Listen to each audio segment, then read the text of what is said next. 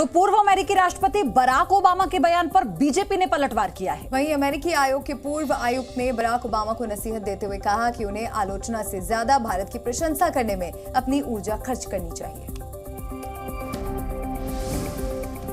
भारत में मुसलमानों की सुरक्षा पर यूएस के पूर्व राष्ट्रपति बराक ओबामा के बयान पर जॉनी मुरे का बयान सामने आया है। जॉनी मुरे अमेरिकी आयोग में अंतर्राष्ट्रीय धार्मिक स्वतंत्रता मामले के पूर्व आयुक्त हैं। उन्होंने कहा कि मुझे लगता है कि पूर्व राष्ट्रपति बराक ओबामा को भारत की आलोचना करने से ज्यादा भारत की प्रशंसा करने में अपनी ऊर्जा खर्च करनी चाहिए। भारत मानव इतिहास में सबसे विविधतापूर्ण देश है। ये एक आदर्श देश नहीं है, ठीक वैसे ही जैसे अमेरिका एक आदर्श देश नहीं है, लेकिन इसकी विविधता ही इसकी ताकत है। I think the former president should spend his energy complimenting India more than criticizing India. India is the most diverse country in human history. इससे पहले निर्मला सीतारमण ने भी बराक ओबामा के बयान की आलोचना की थी। प्रधानमंत्री नरेंद्र मोदी अमेरिका और मिस्र दौरे के बाद बीती रात दिल्ली लौटे। पीएम मोदी के एयरपोर्ट पर जबरदस्त स्वागत की तस्वीरें भी सामने आई। 5 दिनों की अहम विदेश यात्रा के बाद पीएम मोदी की देर रात स्वदेश वापसी हुई। एयरपोर्ट पर उनके स्वागत के लिए बीजेपी अध्यक्ष जेपी नड्डा और दिल्ली बीजेपी के सांसद मौजूद रहे। सभी ने पीएम मोदी को फूल देकर उनकी सफल विदेश यात्रा की बधाई दी और स्वदेश वापसी पर उनका स्वागत किया। इसके कुछ ही देर बाद पीएम मोदी का काफिला एयरपोर्ट से बाहर निकला और वो सीधे लोक कल्याण मार्ग की ओर चले गए।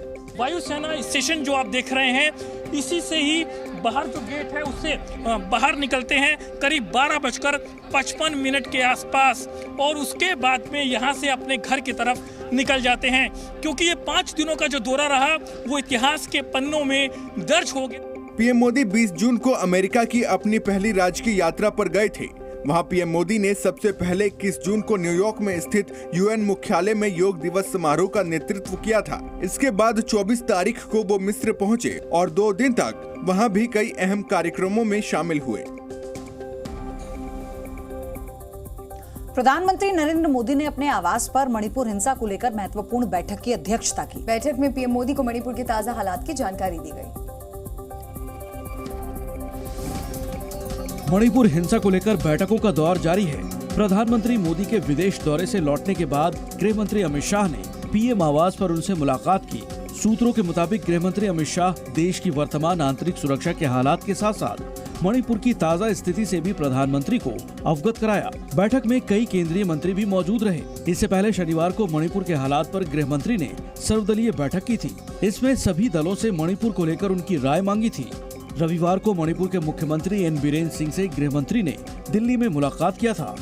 गृह मंत्री को मणिपुर के मुख्यमंत्री ने राज्य के वर्तमान कानून व्यवस्था, शांति बहाली में अब तक के उठाए कदमों की जानकारी दी थी। गृह मंत्री जी चाहता है कि मणिपुर में जल्दी से जल्दी नॉर्मलसी आए। पर वही सवाल है कि कैसे आएगा? नहीं, इसीलिए हम लोग को बुलाया, इसलिए हम लोग को इंस्ट्रक्शन दिया कि स्टेक होल्डर को मिले, सबको साथ लेके जो मतलब हो रहा है इसको समझा के मेनली फॉरेस्ट वैली में पीस लाने के लिए हम लोग को दायित्व सौंपा है। खालिस्तानी और कश्मीर के आतंकी संगठनों के गठजोड़ को लेकर बड़ा खुलासा हुआ है। एनआईए ने अपनी चार्जशीट में कहा है कि पाकिस्तान के इशारे पर इस योजना को अंजाम देने की योजना थी।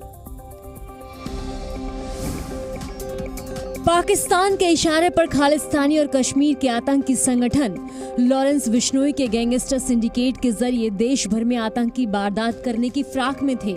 एनआईए ने अपनी चार्जशीट में इसका विस्तार से खुलासा किया है।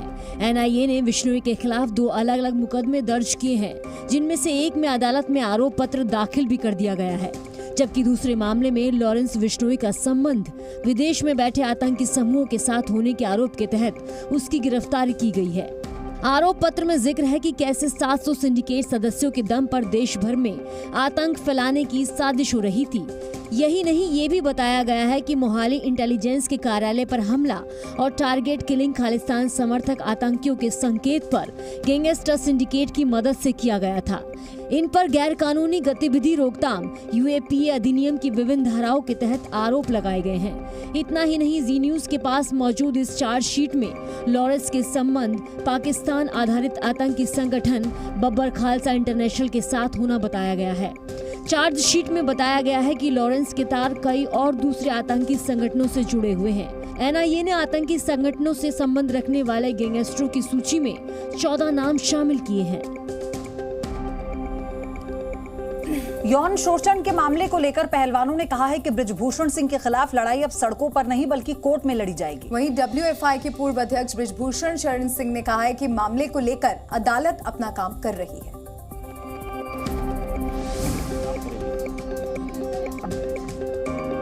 डब्ल्यूएफआई के पूर्व अध्यक्ष बृजभूषण शरण सिंह के खिलाफ जारी पहलवानों का आंदोलन अभी खत्म नहीं हुआ है। सड़कों पर कई दिनों तक आंदोलन करने के बाद देश के शीर्ष पहलवानों ने अब इस लड़ाई को कोर्ट में लड़ने का फैसला किया है। पहलवानों ने कहा है कि बृजभूषण के खिलाफ लड़ाई अब सड़कों पर नहीं बल्कि कोर्ट में लड़ा जाएगा। पहलवान साक्षी मलिक, विनेश फोगाट और बजरंग पूनिया ने ट्वीट कर इसकी जानकारी दी है। इस मामले पर बृजभूषण शरण का बयान भी सामने आया है। बृजभूषण सिंह ने कहा कि अदालत अपना काम करेगी और जो करेगी ठीक ही करेगी। उन्होंने कहा कि मेरा कोई प्लान नहीं है, मुझे कोई टिप्पणी नहीं करनी है, अब प्रकरण अदालत में है। मुझे कोई कमेंट नहीं करना है, अब प्रकरण अदालत में है, अदालत के विचाराधीन है, अदालत अपना काम करेगी। एनआईए ने पुलवामा और शोपियां में टेरर फंडिंग और अंडरग्राउंड वर्कर्स के नेटवर्क को लेकर छापेमारी की है। दरअसल खुफिया इनपुट के बाद एनआईए ने इन दोनों जगहों पर छापेमारी की थी।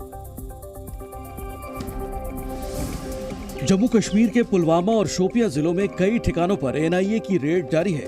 टेरर फंडिंग और अंडरग्राउंड वर्कर्स के नेटवर्क को लेकर केंद्रीय जांच एजेंसी जांच कर रही है। एनआईए की रेड पुलवामा जिले के 2 गांव सेदरगुंड और रतनीपुरा में चल रही है। इस छापेमारी में केंद्रीय एजेंसियां अंडरग्राउंड वर्कर्स के नेटवर्क की पड़ताल कर रही हैं। खबरों के मुताबिक खुफिया इनपुट के बाद एनआईए ने छापेमारी की कार्रवाई की है। एनआईए आतंकियों की कमर तोड़ने में जुटी हुई है। खुफिया इनपुट मिले थे कि सीमा पार बैठे आतंकियों के आका अपने गुर्गों को मैसेज भेज रहे थे और घाटी में हालात बिगाड़ने की कोशिशें कर रहे थे। जानकारी के मुताबिक जांच में यह बात भी सामने आई कि जिन लोगों के खिलाफ कार्रवाई हो रही है वो अंडरग्राउंड वर्कर या आतंकियों के बिचौलिए का काम कर रहे थे। ये भी पता चला है कि ये मैग्नेटिक बम और स्टिकी बम की सप्लाई में शामिल थे। ये लोग आईएसआई के शह पर नौजवानों को ऑनलाइन भड़काते थे। दिल्ली में रहने वाले लोगों को महंगाई का झटका लग सकता है। दिल्ली में बिजली महंगी हो सकती है। दिल्ली विद्युत नियामक आयोग ने पावर परचेज एग्रीमेंट पर दर बढ़ाने की इजाजत दी है। दिल्ली में रहने वाले लोगों के लिए बड़ी खबर है। बहुत जल्द दिल्ली में बिजली की दर अब के मुकाबले थोड़ी महंगी हो सकती है। दिल्ली में बिजली की दर 10% महंगी हो सकती है।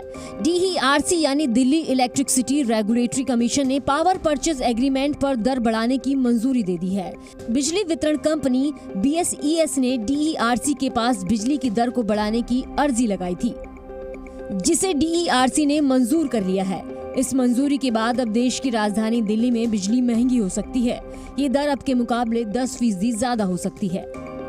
हालांकि दिल्ली में बिजली की दर को बढ़ाया जाएगा या नहीं, इस पर अंतिम फैसला दिल्ली सरकार लेगी। इससे पहले भी जब पावर परचेज एग्रीमेंट की दर बढ़ी तो सरकार ने इसका खर्चा बिजली कंपनियों को खुद ही उठाने को कहा था, लेकिन लोगों के बिलों में कोई अंतर नहीं आया। मैं दिल्ली के उपभोक्ताओं को बताना चाहूंगी कि दिल्ली के जिन जिन लोगों का 0 बिजली बिल आता है उनका 0 बिजली बिल आता रहेगा। चाहे ये सरचार्ज बढ़े चाहे ये सरचार्ज घटे, ये उनकी सब्सिडी में शामिल है। और इसी बीच बड़ी खबर है गुजरात से, जहां मोरबी में भीषण आग लग गई है। ये बड़ी जानकारी निकलकर सामने आई है। आग मोरबी के सिलेंडर गोडाउन में लगी है और आग लगने के बाद गोडाउन में रखे सिलेंडर के फटने की आवाज दूर तक जा रही थी। गोडाउन में सिलेंडर होने की वजह से आग पर काबू पाना मुश्किल साबित हो रहा है। वो सिलेंडर जाता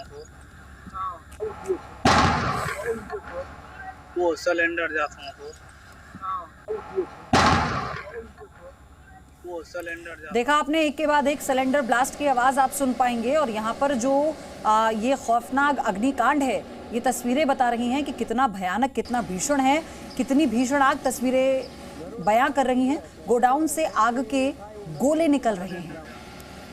तो गुजरात के मोरबी में ये भीषण अग्निकांड की तस्वीरें आपको दिखा रहे हैं। एक सिलेंडर गोदाम में भयानक आग लगी और एक के बाद एक सिलेंडर ब्लास्ट की आवाज वहां पर दूर तक सुनाई दी गई। वो सिलेंडर जाता तो वो सिलेंडर जाता तो। और उत्तर भारत में बारिश का दौर जारी है। कई राज्यों में बारिश से आम जनजीवन प्रभावित हुआ है। और वहीं उत्तराखंड के कई जिलों में भारी बारिश का अलर्ट भी जारी किया गया है। देश के कई हिस्सों में मानसून ने दस्तक दे दी है। यूपी, हरियाणा, हिमाचल से लेकर गुजरात तक बरसात का असर नजर आ रहा है। उत्तर प्रदेश के कई जिलों में आज के लिए भारी बरसात का अलर्ट है। इनमें मेरठ, बुलंदशहर, गौतम बुद्ध नगर, गाजियाबाद, हापुड़, बागपत समेत कई जिले शामिल हैं। उत्तराखंड के पहाड़ी जिलों में अगले 4 दिन भारी बरसात का ऑरेंज और येलो अलर्ट जारी किया गया है। राज्य के नैनीताल, चंपावत, पिथौरागढ़, बागेश्वर, देहरादून, टिहरी और पौड़ी जिलों में ऑरेंज अलर्ट जारी किया गया है। मौसम विभाग ने यात्रियों से आवाजाही के दौरान सावधानी बरतने की अपील की है। तहसीलों में जो कंट्रोल रूम स्थापित होने थे वो भी हो गए हैं। जिला स्तर का जो कंट्रोल रूम है वो भी 24/7 वर्क कर रहा है। इसके साथ साथ जो विभिन्न एजेंसीज हैं, रोड इत्यादि की एजेंसीज हैं, जहां सेंसिटिव स्थान है वहां जेसीबी इत्यादि लगाए जाने के निर्देश दे दिए गए हैं। विभागों के द्वारा अपने संसाधनों की व्यवस्था करके उनकी सूचना जिला कंट्रोल रूम को उपलब्ध करा दी गई है।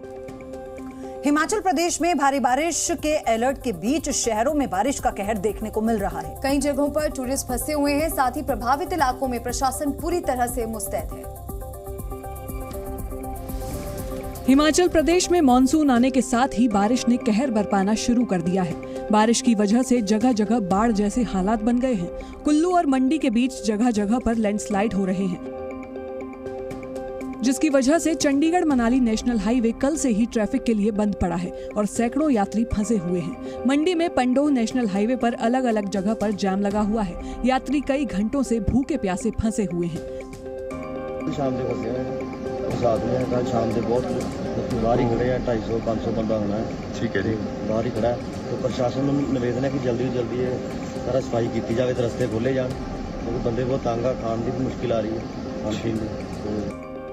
मौसम विभाग ने हिमाचल प्रदेश में बाढ़ के खतरे का अलर्ट जारी किया है। चंबा, कांगड़ा, कुल्लू, शिमला, सिरमौर और मंडी जिलों में भारी बारिश की आशंका है। प्रदेश में लगातार हो रही बारिश की वजह से निचले इलाकों में अचानक बाढ़ आने की संभावनाएं बढ़ गई हैं। और आधा दिन पूरी खबर में एक ब्रेक के लिए रुक रहे हैं। ब्रेक से पहले आपको एक बड़ी खबर हम बता दें। रूस ने सीरिया पर हवाई हमला किया है, जिसमें 2 बच्चों समेत 9 लोगों की मौत हो गई है। और ये हमला इदलिब प्रांत के एक शहर में हुआ। रूस के इस हमले को बदले की कार्रवाई माना जा रहा है। रूस के जेट विमानों ने रविवार को उत्तर पश्चिमी सीरिया के विद्रोहियों के कब्जे वाले इलाकों पर हवाई हमला किया। इसमें 9 लोगों की मौत हो गई, साथ ही कई लोग जख्मी हो गए हैं। ये हमला इदलिब प्रांत के जिस्र अल शुगौर शहर के मार्केट और जबल अल जाविया इलाके में हुआ। जेट विमानों ने जिस्र अल शुगौर में एक सब्जी बाजार पर बम गिराए। घटना के समय वहां मुस्लिम समुदाय के लोग ईद के लिए खरीदारी कर रहे थे। घटना के बाद भगदड़ मच गई और लोग जान बचाने के लिए इधर उधर भागने लगे। लोगों के मुताबिक घटना वाली जगह सिर्फ काले धुएं का गुबार था। आसपास चीख और एम्बुलेंस के सायरनों की ही आवाज आ रही थी। वहीं चश्मदीदों का यह भी कहना है कि हमले वाली जगह रूस और तुर्की की तरफ से बनाए गए बफर जोन में आते हैं, जहां करीब 5 साल पहले बड़ी लड़ाई समाप्त हुई थी। हालांकि रूस या उसके सहयोगियों की ओर से कोई प्रतिक्रिया अभी तक नहीं आई है, लेकिन इलाके में हमले के बाद तनाव का माहौल है। Zee News।